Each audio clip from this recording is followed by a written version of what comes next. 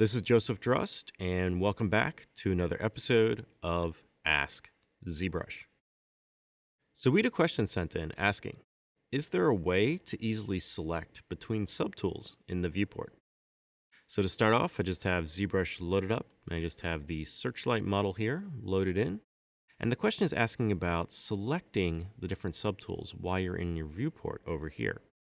So instead of going to the tool palette and then going to the subtool list and coming in and manually searching and clicking on a subtool, is there a way I can just select the subtool easily in the viewport? So the process to do this is fairly simple. You just need to first hold down the Alt key on your keyboard and then simply click on the subtool you want to select. So if I hover over this part here and I hold down Alt and then click, that subtool will now be selected. If I want to select the Z-Man right here, I can hold down Alt and then click, and now the Z-Man will be selected.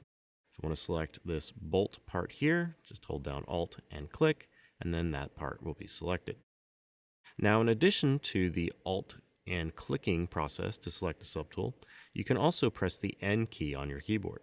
So if you just are in the canvas over here and you press N, this is going to give you this window, and in this window it's going to show you all the subtools with their little preview icon. So you can come through here and select the subtool as well, and then now that subtool will be selected. So to quickly recap, to select a subtool in the viewport, you can hold down the Alt key and then simply click on that subtool, and that subtool will now be selected. And then you can also press the N key, and this will pull up this little quick pick menu here. And then in here, you can come through and find the subtool you're looking for and click and select it that way as well. So if you have any other questions related to ZBrush pipelines or processes, please use the hashtag AskZBrush on Twitter. Happy ZBrushing!